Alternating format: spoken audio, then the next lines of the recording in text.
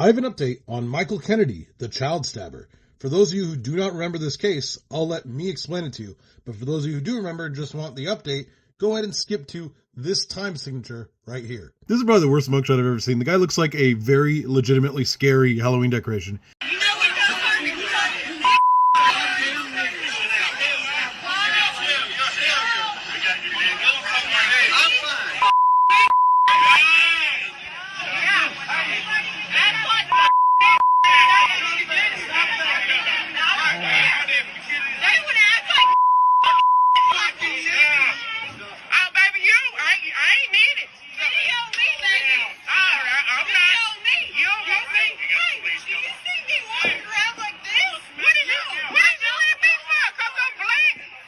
Conway, Arkansas.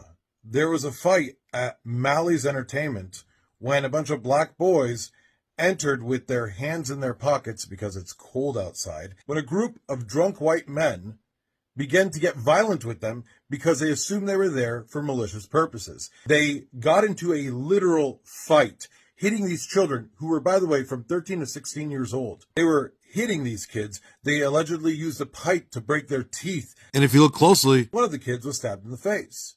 Now, the video you just saw was of the aftermath, and the reason I blurred the guy's face was only because he was gushing blood out of his face, too. But apparently, he was the one who did the stabbing. Hello, Michael Kennedy, who has literally been arrested for drunken knife fights before, and his daughter, Kelli Kennedy, who seems to suspiciously love the letter K. Now they both deleted their social medias. This one on Facebook is not her, that's her husband. Meanwhile, the police made no arrests of any adults that night. In fact, it wasn't until after they let them go that they put up this post saying, whoops, we just got more information. We need those people back. Oh yeah, no shit. Like maybe this right here, where you could literally see Michael slipping the knife into Kelly's back pocket to hide it from you guys. Imagine if that wasn't caught on tape. Imagine if people didn't push for the police to do their job. Those kids would be abused and there would be no consequences for it. Absolutely not. Conway police, get on it. They're just right over in Quitman. We want accountability and justice for these children who are assaulted by this group of racist adults. And I will say it because it should never be normal. It is ridiculous that people on social media have to push you to do your job. I have an update on the Conway Lynch squad. There were 4 attackers and we only talked about 2 of them.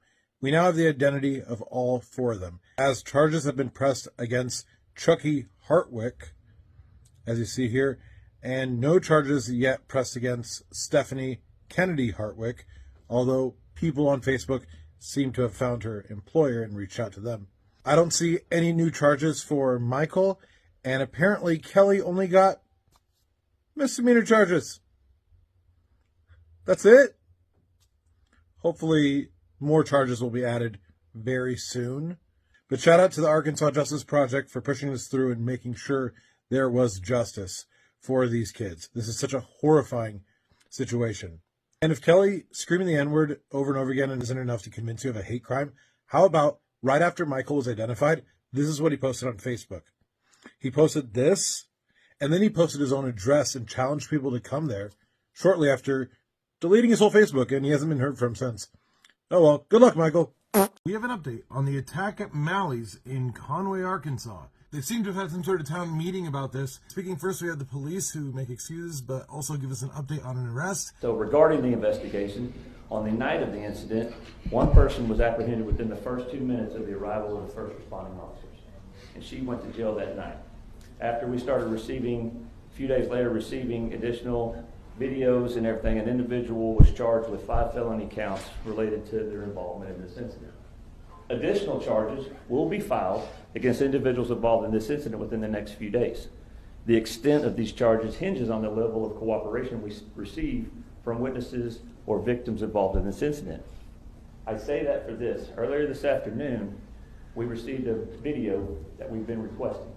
We received it this afternoon that showed additional footage, which enabled us to proceed getting felony charges against Michael Kennedy for his involvement in this incident. At the start of this meeting, Michael Kennedy turned himself into the police department. He's currently at our police department right now.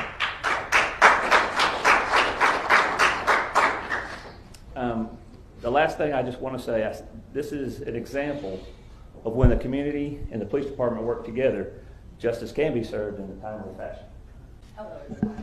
My name is LaTanya Shante Duncan. I am the new president for the Fulton County NAACP. They should have been arrested for all being publicly intoxicated. I need to know, the community needs to know the correct protocol for when an officer arrives on the scene and there are bloody kids on the scene. We need to know that protocol.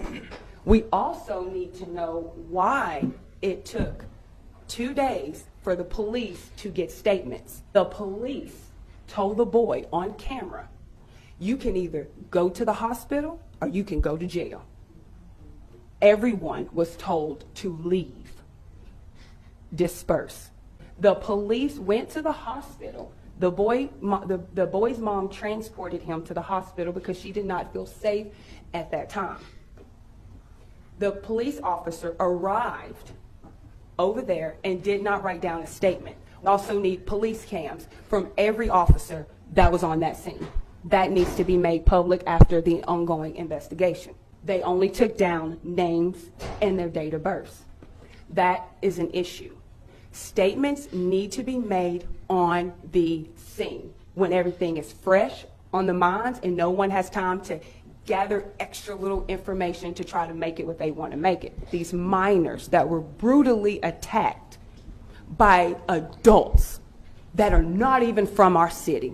Let's not minimize what happened to these children by not saying that it was a black or white issue that happened. This was a hate crime. Make no mistake about it. Those children weren't targeted because they were just kids hanging out. They were black kids hanging out. And so I'm sorry to any parents that's here because that really disturbed me. It was a hate crime that happened to these kids.